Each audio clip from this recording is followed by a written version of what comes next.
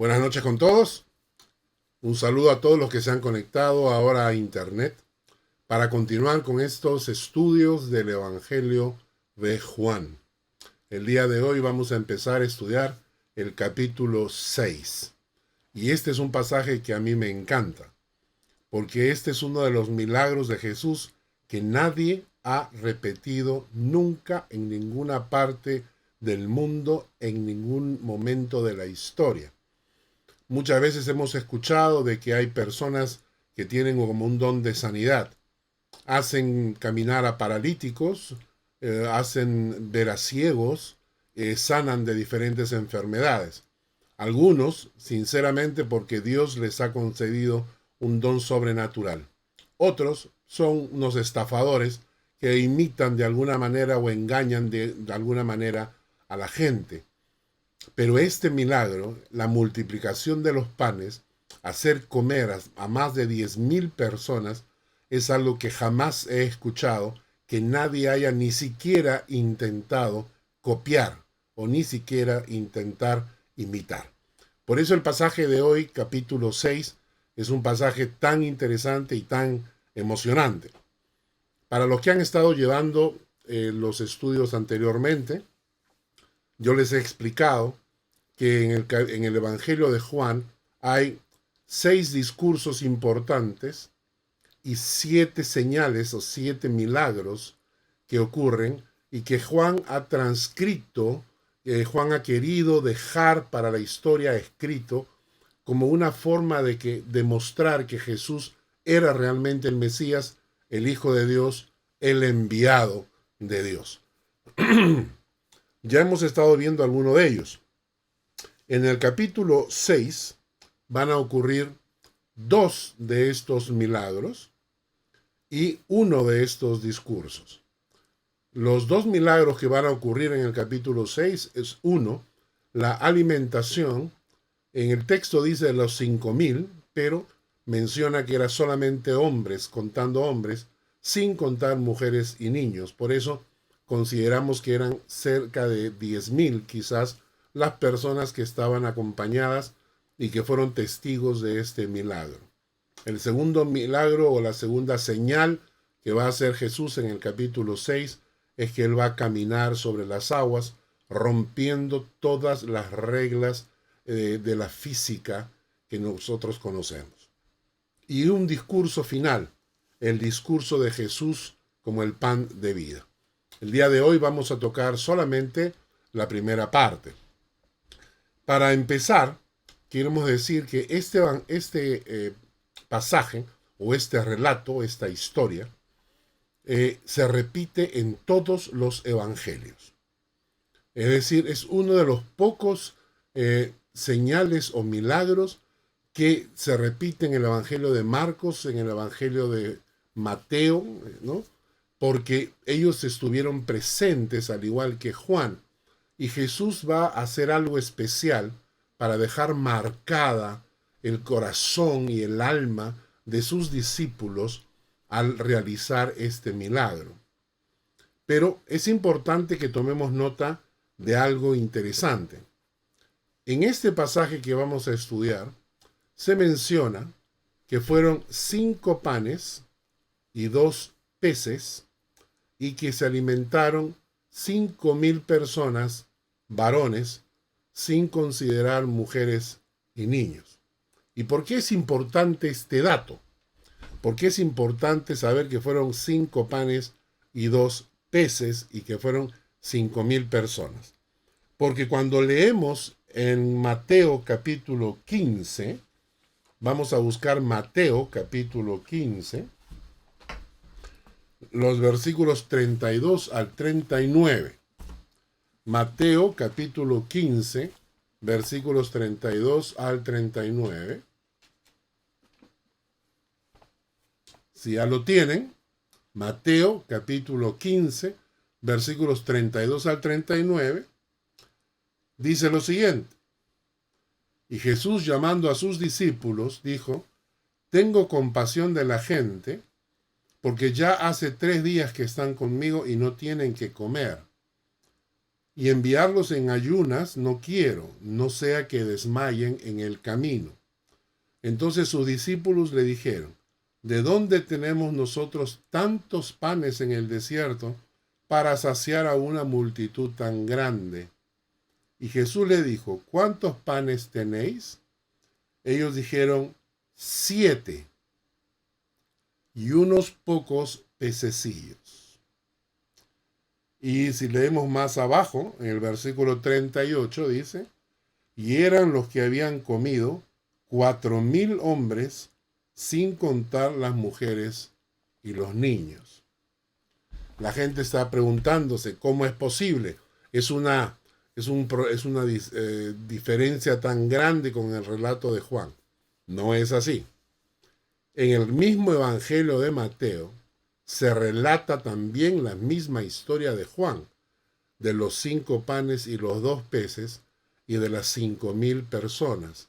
Entonces, ¿qué ocurre? Acabamos de descubrir que el milagro de la multiplicación de los peces y los panes ocurrió 2 veces en circunstancias diferentes.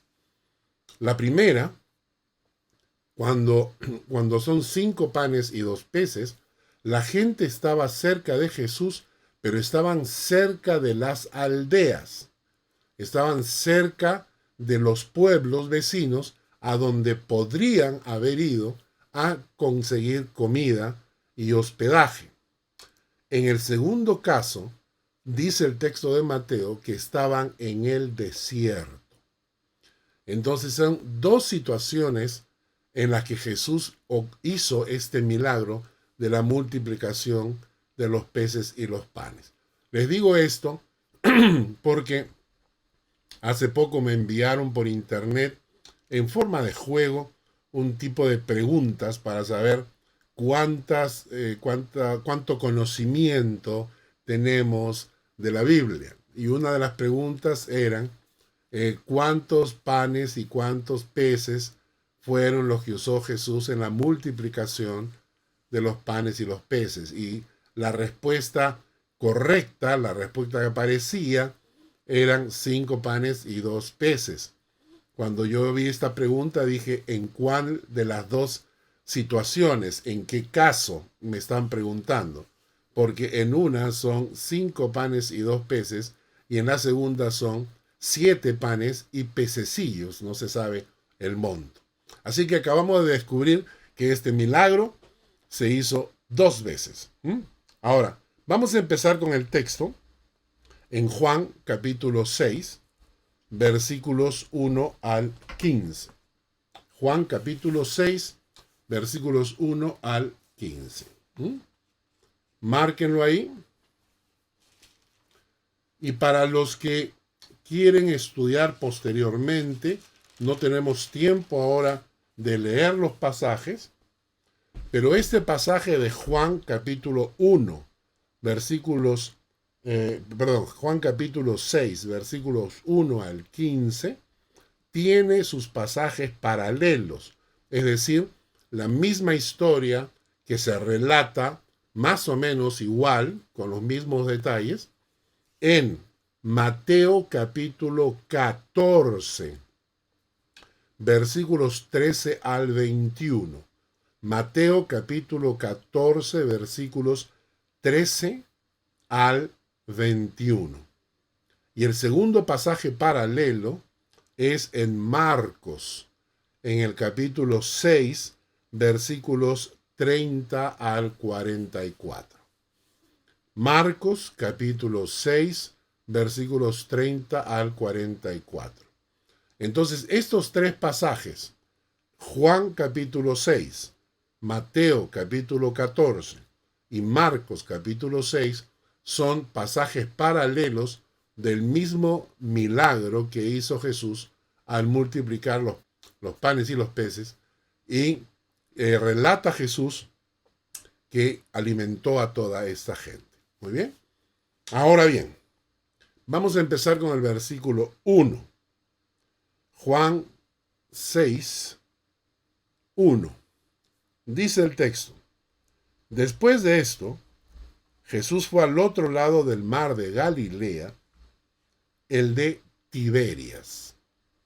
Si recordamos bien, el capítulo 5, Jesús está en Jerusalén. En el capítulo 5 Jesús está en Jerusalén. Y ahora nos dice que está en el mar de Tiberias. El mar de Tiberias, o también conocido Tiberíades, era otro nombre que se le daba al mar de Galilea, porque en la costa del mar de Galilea se construyó una ciudad llamada Tiberias o Tiberíades, y que luego, posteriormente, se va a convertir en una ciudad importante. Para los que estuvieron llevando los estudios en el pasado conmigo en forma presencial, yo les entregué esto, que es el mapa de Jerusalén o de Palestina en los tiempos de Jesús. Aquí en la parte de abajo hay una regla que les preparé a escala para que pudieran medir más o menos las distancias. Tenemos acá, este es Judea, y esto es Jerusalén, y esto de acá es el mar de Galilea. Y la distancia más o menos eran como 120, 130 kilómetros.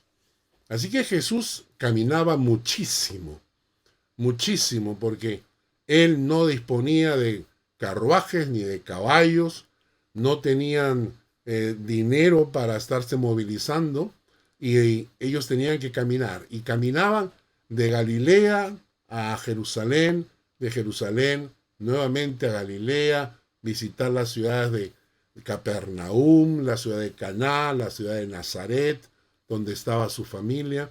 Y en este caso han regresado desde Jerusalén hasta el mar de Galilea, caminando estos 120 o 130 kilómetros.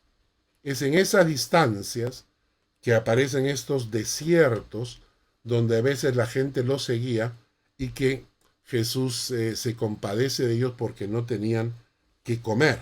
En el versículo 2 de Juan, capítulo 6, dice: y le seguía una gran multitud porque veían las señales que hacía en los enfermos. Esto debe haber sido impresionante, ¿no? Caminar y que cerca de 10,000 personas caminaran detrás de él siguiéndolo. Y no solamente siguiéndolo, ¿no? Me imagino que muchos de ellos tenían algún problema o estaban enfermos o querían tocar al Señor o querían verlo de cerca. Tener a los niños corriendo. Ustedes pueden imaginar a esa multitud de gente caminando por el campo. Esto debe haber sido impresionante. Pero lo triste es que no lo seguían para escuchar su mensaje. Dice el texto literalmente: lo seguían porque veían las señales que hacía en los enfermos. Y es exactamente igual hoy día. Todas las campañas que se publicitan hoy en día en muchas de estas iglesias que a mi gusto no son muy bíblicas, pero en fin, muchas de estas campañas donde ofrecen poder del cielo, fuego, liberación, es decir, que te ofrecen todo, siempre incluyen la palabrita sanidades, derramamiento de fuego, de prosperidad y sanidades. ¿Por qué? Porque es un gancho, porque así es la naturaleza humana, porque de esa manera los atraen, pero no los atraen al Señor, los atraen a las señales, los atraen a las sanidades, los atraen al poder, a la prosperidad. En otras palabras, no los atraen al Señor Jesús, sino que los atraen a aquellas cosas que desde el tiempo de Jesús, la gente buscaba. Buscaban las señales, los milagros. Y esto, hermanos, es interesante porque nunca he escuchado una sola campaña que invite a la gente para escuchar sobre la santidad. La sanidad, sí, pero la santidad, no. Hagamos una campaña diciendo a la gente, venga para que aprenda a ser santo, para que vean cuán pocos gatos se presentan. Porque a la gente no le interesa ser santo para el Señor, sino ser sano, ser próspero, ser poderoso. Eso le llama la atención. Y la pregunta son estas personas que buscan estas cosas, las personas que están buscando desesperadamente los milagros, las señales, el poder, la emoción por encima de la palabra, ¿son fieles al Señor? ¿Son fieles? Porque lo que yo sé es que esta gente que seguía al Señor, luego pidieron que lo crucificaran. Y si no pidieron que lo crucificaran, por lo menos ni siquiera lo defendieron. Y al no pedir que lo soltaran, al no luchar para que lo soltaran, se hicieron cómplices. Esta era la gente que estaba siguiendo al Señor. ¿Cómo le llama Jesús? ¿Cómo le llama Jesús a estas personas que lo seguían por las señales, por los milagros, por el beneficio que podían sacar de él? En Juan, capítulo 2, versículo 23 al 25. Juan, capítulo 2, versículo 23 al 25. Dice, estando en Jerusalén en la fiesta de la Pascua, muchos creyeron en su nombre, viendo las señales que hacía. Pero Jesús mismo no se fiaba de ellos, porque conocía a todos. Y no tenía necesidad de que nadie le diese testimonio del hombre, pues él sabía lo que había en el hombre. Y en Mateo capítulo 12, versículo 39, Mateo capítulo 12, versículo 39, dice, él respondió y les dijo, la generación mala y adúltera demanda señal. Pero señal no le será dada, sino la señal del profeta Jonás. ¿Por qué Jesús a la gente que solo persigue los milagros y las señales le llama gente mala? Porque no tienen un corazón bueno, no tienen un corazón fiel, no tienen un corazón agradecido. Ellos están persiguiendo un beneficio. Ellos quieren sacar algo del Señor, pero no quieren amar al Señor. Mala les dicen. Pero también dice que es una generación adúltera. ¿Y por qué es una generación adúltera? La palabra adulterar significa torcer, cambiar, malograr algo. Cuando uno agarra un vaso de leche y le echa agua y la vende, entonces es leche adulterada. ¿Por qué se le llama, por qué utiliza este término? El adulterio, traición, infidelidad, infieles. Jesús le está diciendo a estas personas que son adúlteros en el corazón, son potencialmente traidores, son infieles. Y es interesante porque yo he visto cómo estas personas muchas veces saltan de una iglesia a otra iglesia. La iglesia que está de moda, la iglesia donde hay más milagro o hay más bulla, esa iglesia les atrae. Y van y se comprometen y hablan y dicen, Sí, hasta la muerte, y vamos a ser miembros y vamos a trabajar. Pero pasa algo, y estas personas inmediatamente, por infieles, por traidores, van persiguiendo otra iglesia donde esté la moda, donde esté el nuevo boom, ¿verdad? Lo interesante es que Jesús a esta gente le dice: la única señal que les será dada es la señal de Jonás. Y miren lo que dice en Mateo capítulo 12, el pasaje que estamos leyendo. El versículo 40 dice: porque como estuvo Jonás en el vientre del gran pez 3 días y 3 noches, así estará el Hijo del Hombre en el corazón de la tierra 3 días y 3 noches.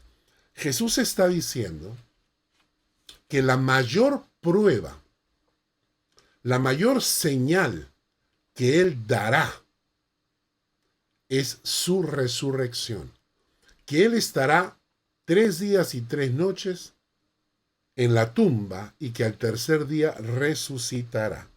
Y la resurrección, escúchenme bien, la resurrección es prueba suficiente de que Jesús era el Mesías de Dios y de que su palabra tiene poder y es verdad.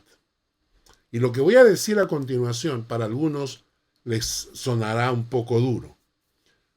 Si viviera toda mi vida, si yo viviera toda mi vida sin una sola bendición, sin que Dios me sanara de ninguna enfermedad, sin que Dios me proveyese de nada, es decir, si Dios ni siquiera contestara una sola de mis oraciones, aún así, su resurrección es razón suficiente para vivir consagrado para Él. Aunque yo no reciba absolutamente nada, su resurrección prueba que Él realmente murió en la cruz por mis pecados y que al creer en Él y depositar mi fe en Él, Él me lleva a vida eterna para pasar toda mi eternidad en el corazón de Dios. ¿Entendieron? Por eso es que Jesús dice, le dará solamente la señal de Jonás es suficiente.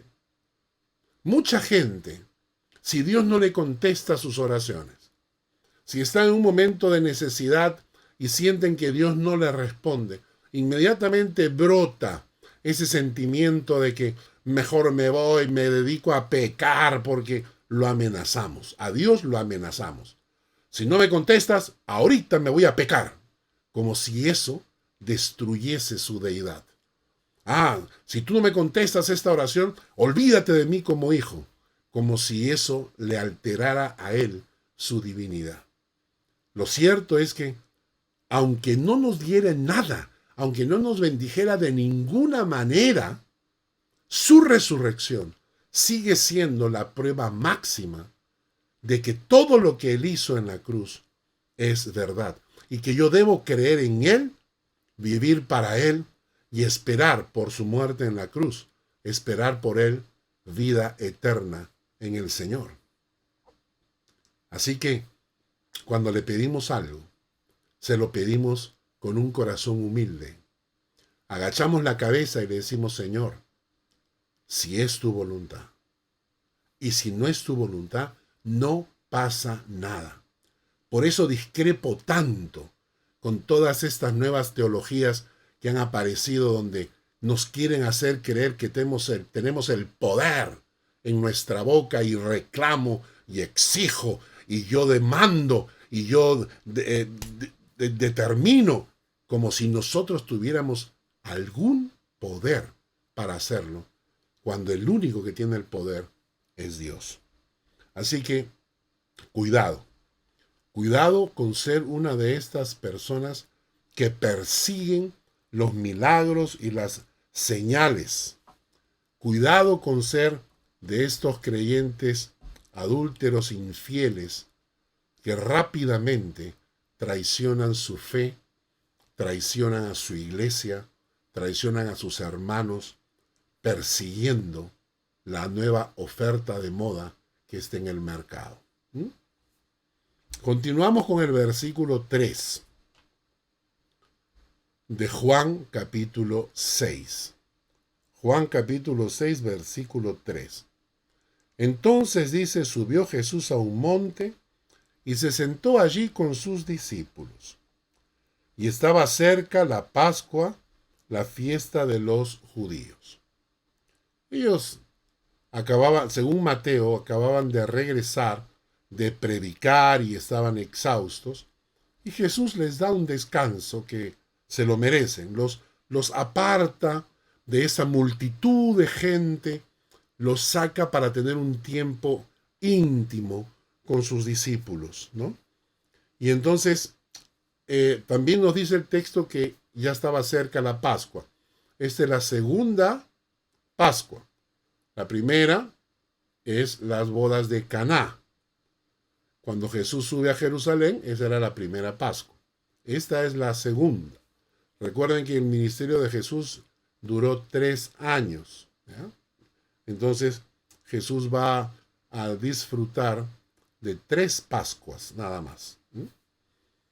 Luego, versículo 5 dice, cuando alzó Jesús sus ojos y vio que había venido a él gran multitud, le dijo a Felipe, ¿de dónde compraremos pan para que coman estos?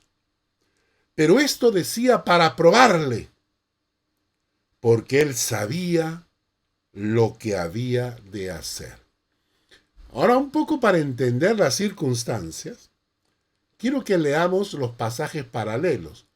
En Mateo capítulo 14, versículo 14 y 15. Mateo capítulo 14, versículos 14 y 15. Dice, y saliendo Jesús vio una gran multitud y tuvo compasión de ellos y sanó a los que de ellos estaban enfermos. Cuando anochecía, se acercaron a él sus discípulos diciendo, el lugar es desierto, la hora ya pasada, despide a la multitud para que vayan por las aldeas y compren de comer. El pasaje de Marcos, capítulo 6, versículo 34 al 36. Marcos 6, 34 al 36. Y salió Jesús y vio una gran multitud y tuvo compasión de ellos, porque eran como ovejas que no tenían pastor. Y comenzó a enseñarles muchas cosas. Cuando ya era muy avanzada la hora, sus discípulos se acercaron a él diciendo, el lugar es desierto y la hora ya muy avanzada. Despídelos para que vayan a los campos y aldeas de alrededor y compren pan, pues no tienen que comer. Vamos a analizar un poco la situación. Jesús ve a esa multitud y tiene compasión de ellos. Tiene compasión de ellos a pesar de saber que lo buscaban solo por las señales. Qué maravilla, ¿no? Qué tanto amor puede tener Jesús por nosotros, que a pesar de saber que lo seguían solo para sacarle beneficio por las señales, aún así, Él tiene compasión de ellos. Y sigue teniendo compasión de nosotros, ¿verdad? En el texto de Mateo, ¿notaron algo? Dice, en el texto de Mateo dice, tuvo compasión de ellos y sanó a los que de ellos estaban enfermos. Sanó a los que de ellos estaban enfermos. Y en el texto de Marcos dice que tuvo compasión de ellos porque eran como ovejas que no tenían pastor, y comenzó a enseñarles muchas cosas. Sanó, pero también les enseñó. Sanó, pero también les enseñó. Lamentablemente, muchas personas que buscan a Dios para ser sanados no tienen interés en ser enseñados. ¿Cuántas veces nos piden, por favor, ora por mi primo que está enfermo? O me escriben y me dicen, tengo una persona, un familiar enfermo, oren por su sanidad. Y yo a veces pregunto y digo, ¿les han ofrecido leer la palabra, aprender de la palabra y leer la palabra? Y la respuesta en la mayoría de casos es, no quiere, no le gusta. Entonces, mi pregunta es, ¿por qué tanta gente quiere ser sanada, pero no quiere ser enseñada? Quizás por eso es que no reciben sanidad, porque no están dispuestos a aprender del Maestro de Jesús, ¿verdad? Ahora, volviendo al texto, vamos a imaginar la situación. Va anocheciendo, hay toda una multitud que van a dormir probablemente a la intemperie en el campo. Jesús tiene compasión de ellos y los discípulos se preocupan. Según Mateo y Marcos, los discípulos se acercan a Jesús y le dicen, Señor, despídelos para que vayan a las aldeas y consigan algo de comer y probablemente donde dormir. ¿Ok? Pero el texto de Juan no dice eso. Dice que Jesús se voltea a Felipe. Y yo me imagino la escena de esta manera. Los discípulos acercándose a Jesús, diciéndole, Señor, despídelos, mándalos. Y Jesús se voltea a Felipe y le dice, Felipe, ¿y ahora qué hacemos? Dame alguna alternativa, dame alguna solución. Y Jesús lo pone a Felipe entre la espada y la pared. Pero, ¿qué solución, Señor? O sea, ¿de dónde? Es interesante porque Jesús, haciéndose como el loco, ¿no? Y diciéndole, Felipe, ¿y ahora qué hacemos? ¿No? Y ahora vamos a aprender 3 cosas interesantes. 3 maneras diferentes de enfrentar el problema. 3 maneras diferentes de enfrentar un problema. En primer lugar, está la reacción de Felipe. Juan 6, versículo 7. Juan 6, versículo 7 dice, Felipe le respondió, 200 denarios de pan no bastarían para que cada uno de ellos tomase un poco. Un denario era el salario de un día. No, si estamos acá en Suiza, más o menos sabemos cuánto es el salario por día. No sé si hay otras personas en otros países, cuánto es el salario diario. Y Felipe le contesta, no se puede, imposible. 200 denarios no alcanzarían ni siquiera para que algunos comieran un poquito. La actitud de Felipe no da una solución. ¿Se dan cuenta? La primera forma de responder a un problema es no dar una solución. Simplemente responder, No se puede. No se puede. Es imposible. No se puede. No hay alternativa. No se busca una alternativa. No se puede. No hay. ¿Cómo vamos a hacer? ¿Tenemos 200 denarios para comprar pan? No. Y aunque lo tuviéramos, ¿de dónde sacamos tanto pan? Y además, por más que compremos, todo el mundo va a comer poquitito. Así que no se puede.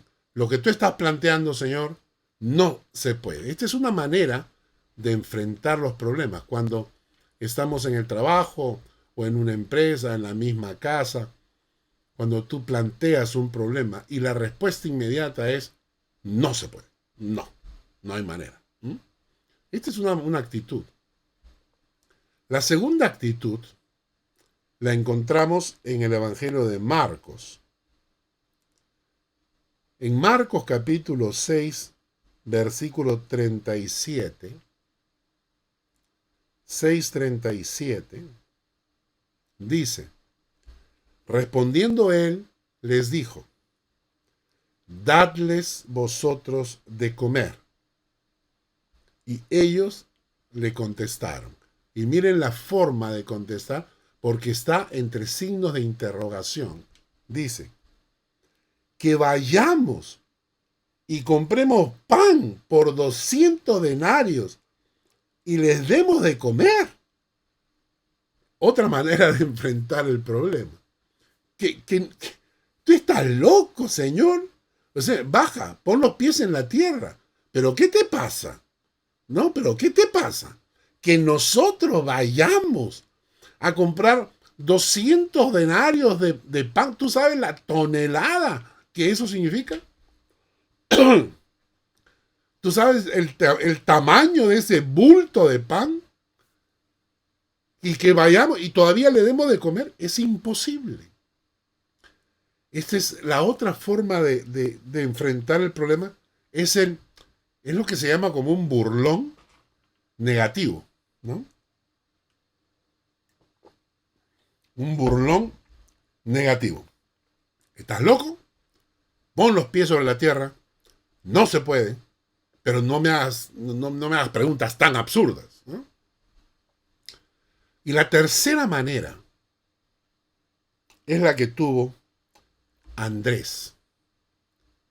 En el versículo 8 del capítulo 6 de Juan, dice, uno de sus discípulos, Andrés, hermano de Simón Pedro, le dijo, aquí está un muchacho que tiene 5 panes de cebada y 2 pececillos. Mas, ¿qué es esto para tantos? Y la respuesta de Andrés es una respuesta, en cierta manera, proactiva. Porque él analiza y dice, bueno, busquemos una solución. Tenemos 5 panes y 2 peces. No es mucho. En realidad no es mucho. Pero ¿qué podemos hacer con eso? ¿Qué podemos hacer con lo poco que tenemos? Y me imagino que detrás le hicieron la pregunta al Señor. Señor, tenemos solamente 5 panes y 2 peces. ¿Puedes hacer algo? Y entonces Jesús se glorifica. Versículo 10 del capítulo 6 de Juan. Entonces Jesús dijo, haced recostar a la gente. Y había mucha hierba en aquel lugar. Y se recostaron como en número de 5,000 varones. Les he dicho que estamos considerando que entre mujeres y niños que estaban también ahí, probablemente hubieran llegado a unos 10,000. Según Marcos, los hicieron sentar por grupos de 100 y grupos de 50, en forma ordenada. Y tomó Jesús aquellos panes, y habiendo dado gracias, levantó los ojos al cielo, dice Marcos capítulo 6. Juan dice, y habiendo dado gracias, pero Marcos dice, y habiendo dado gracias, levantó los ojos al cielo, bendijo y partió los panes. De allí que nosotros como creyentes tenemos esa costumbre, que no se trata simplemente de orar antes de la comida, sino realmente levantar los ojos al cielo, bendecir y partir los panes. Y los repartió entre los discípulos, y los discípulos entre los que estaban recostados, asimismo de los peces, cuanto querían, dice el texto de Juan, cuanto querían. En otras palabras, all you can eat, es decir, todo lo que puedas comer, cuanto querían. No había ninguna restricción. Es decir, tenías hambre, pedías más, y te daban, y te daban, y te daban. Tanto panes como peces. La primera vez que se desarrolló el sistema all you can eat, todo lo que puedas comer, lo hizo Jesús con estas 5,000 personas. Ahora, las personas que estaban con Jesús, estos 10,000 que estaban acompañando, probablemente ni sabían lo que estaba ocurriendo. ¿Ustedes se imaginan esa multitud? Y Jesús está en un círculo muy pequeño, con sus discípulos, con los panes y con los peces, partiendo, orando, repartiendo. No es que nadie agarró un megáfono y comenzó a gritar a voz en cuello, Jesús está haciendo un milagro, ¿no?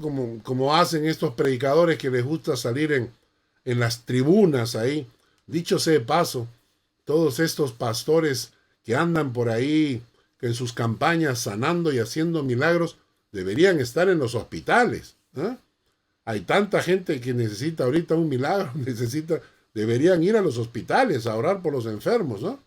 No como algunos ahí que están profetizando en contra del virus y cierran su iglesia para no contaminarse. En fin, ahora, dice, ellos solamente recibieran el pan, el pescado, y lo comían. Me imagino que algunos de ellos habrán pensado, los discípulos seguro han ido a comprar. O quizás otros están diciendo, no, seguro que la gente que ha traído algo está compartiendo con las demás personas, ¿no? Entonces, este milagro de los panes y los peces no es un milagro que todo el mundo estaba siendo consciente. Probablemente los que estaban más atrás solamente recibieron el pan, el pescado y ni se dieron cuenta de que estaba haciendo un milagro. Esto nos hace pensar que este milagro tenía dos objetivos. El primero no era impresionar a la multitud, sino era un acto de compasión. O sea, en primer lugar, Jesús hace este milagro porque es un acto de compasión para la gente que está en necesidad. Somos creyentes, pero muchas veces somos totalmente faltos de compasión cuando la gente tiene necesidad. No nos sobra el dinero, obviamente no nos sobra el dinero, pero a veces hay personas en tanta necesidad y nosotros cerramos nuestro corazón. Lo primero que Jesús hace aquí en estas circunstancias es mostrar su compasión por esta gente que está en necesidad. Y ojalá nosotros usemos esto como una forma de dar testimonio de nuestra fe ante la gente que está en necesidad, que tengamos compasión como Jesús tenía compasión. Pero en segundo lugar, obviamente este milagro iba dirigido a los discípulos. Lo digo de otra manera. Lo que Jesús quiere hacer con este milagro es tener compasión de la gente pero marcar el corazón de sus discípulos, mostrándoles que Él es capaz de hacer algo que nadie había hecho, ni hacía, ni en el futuro nadie podrá hacer. Y Jesús marca el corazón de estos discípulos para siempre. ¿Y cómo lo hace? Es muy fácil. Cuando terminan de comer, pide Jesús que recojan las sobras. ¿Y saben cuántas cestas llenas de restos de pan quedaron? 12. El versículo 12 nos dice: y cuando se hubieron saciado, dijo a sus discípulos: recoged los pedazos que sobraron para que no se pierda nada. Estoy en Juan capítulo 6, versículo 12. Y el 13 dice: recogieron pues, llenaron 12 cestas de pedazos que de los 5 panes de cebada sobraron a los que habían comido. 12 cestas, una para cada discípulo, que vieron esos 5 panes y esos 2 peces y terminan con 12 cestas llenas de pan. En ese momento yo me imagino que el corazón de ellos quedó marcado, y quedó marcado con una enseñanza que nosotros deberíamos reflexionar. Si Jesús dio de comer con 5 panes y 2 peces a más de 10,000 personas, imagínate lo que puede hacer con tu vida, con lo poco que tienes. Yo me asombro de cómo el Señor nos ha provisto durante todos estos años. Cómo el Señor a veces de la nada nos proveía sobrenaturalmente para cubrir nuestros gastos. Recuerdo cuando recién empezamos en el grupo de Young Life, donde yo trabajé muchos años, cuando el líder fundador salió, regresó a los Estados Unidos, dejó un poco de dinero en la cuenta para que pagásemos el alquiler del local donde nos reuníamos. Nosotros éramos jóvenes de 18 años, ninguno trabajaba, pero teníamos una fe infaltable. Cuando se acabó el dinero del banco, nosotros nos vimos en la encrucijada. ¿De dónde sacamos ahora el dinero? Teníamos en ese tiempo un amigo que era el que administraba el dinero, Rudy Kaiser. Y él todos los meses conseguía dinero para pagar. Una vez le preguntamos, y él me dijo que había hablado con el director de una organización llamada Alfa y Omega Cruzada Estudiantil y Profesional para Cristo. Y el Benjamín Carrillo, que ya falleció, le dijo: lo que pasa, Rudy, es que cuando se agotan todas las posibilidades humanas y tú confías en Dios, es cuando Dios hace milagros. Porque mientras podemos hacer humanamente, cuando podemos encontrar una solución humana que lo podemos hacer nosotros, entonces Dios ¿para qué interviene? Piensa, Dios ¿para qué interviene si tú lo puedes hacer? Claro, oramos, pedimos a Dios que obre sobrenaturalmente, pero si tú al fin y al cabo dices, bueno, si Dios no obra, tengo una carta bajo la manga, es decir, si Dios no me provee, bueno, tengo un ahorrito ahí encaletado, escondidito, ¿ah? Y puedo sacarlo al fin y al cabo. Entonces, decimos que confiamos, pero no confiamos. Cuando se nos agotan todas las posibilidades, es cuando Dios obra milagros sobrenaturales. Eso fue lo que el Señor le enseñó a sus discípulos esa noche, que Dios puede hacer maravillas. Hay dos textos bíblicos que me llaman la atención. El primero está en Lucas, en el capítulo 1, el versículo 37. Dice, porque nada hay imposible para Dios.